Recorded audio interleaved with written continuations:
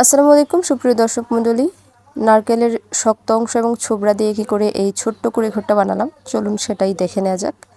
প্রথমেই আমি আমার অ্যাসিস্ট্যান্টকে অনেকবার ডাকাডাকির পর আমার সাথে নিয়ে আসতে সক্ষম হয়েছি, যদিও সে আমাকে আদতে কোনো হেল্পই করে না, শুধু গল্পই করে যায়।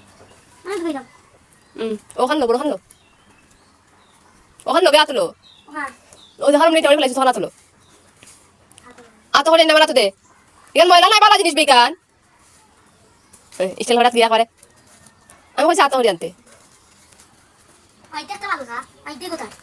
ও হলগুনি নেই ও হলগুনি লো মানে মনে হচ্ছে তা। যাই হোক, আমি নারকেলের শক্ত খোলস, যেটাকে আমরা আঞ্চলিক ভাষায় ঠালি বলে থাকি, আর সাথে একটা অকেজো কার্টুন কাগজের, আর সেই নারকেল গাছের ছোবড়াগুলো নিয়ে আমি বসে পড়েছি। এখানে একটা ছোবড়াকে আমি চারকোনা আকৃতিতে কেটে নিয়ে সেখানে শলা কিংবা কাঠি দিয়ে দুই পাশ আটকে দিয়ে সেলাই করে নিয়েছিলাম। তারপরে ক্লে দিয়ে আমি দরজা এবং জানালার শেপটা করে নিয়েছিলাম। দেন হচ্ছে একটা কাগজ, যেটা মাঝখান থেকে অনেকটা অংশ তুলে ফেলে এরকম ঢেউ ঢেউ আকৃতিটা এসেছে যেই পাটটা, সেই পাটটা আঠা দিয়ে লাগিয়ে নিয়েছি। তারপরে উপরের চালাটা আমি কেটে নিয়েছি মাপজোক মতো। এটা দেখতে একটু ছনের ঘরের ভাইবস দেবে, সেই জন্য প্রথমে আমি ভেবেছিলাম যে শুধু কাগজটাই রাখবো, কিন্তু পরে মনে হলো না, এই ছোবড়াটা দিলে একটা এস্থেটিক ভাইব আসবে এবং পুরোপুরি কুঁড়ে ঘরের মতোই লাগবে আর কি। তারপরে আমি দরজা এবং জানালাগুলা রং করে নিচ্ছিলাম।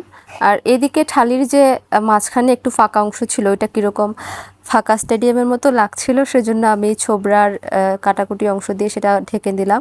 ঢেকে দেওয়ার পরে আমার মনে হলো যে এখানে একটা নেম প্লেট টাইপের কিছু একটা লাগানো যায়, সেটা লাগিয়ে ফেললাম। আর এই হচ্ছে গরমে কাজ করতে গিয়ে আমার অবস্থা, ঘেমে একাকার।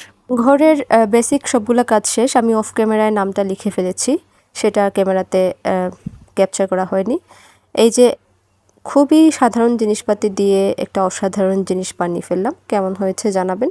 আর নেক্সটে কী টাইপের রিসাইক্লিং কিংবা ওয়াস্টেজ জিনিস দিয়ে নতুন কিছু করা দেখতে চান সেটাও জানাবেন। আল্লাহ হাফেজ।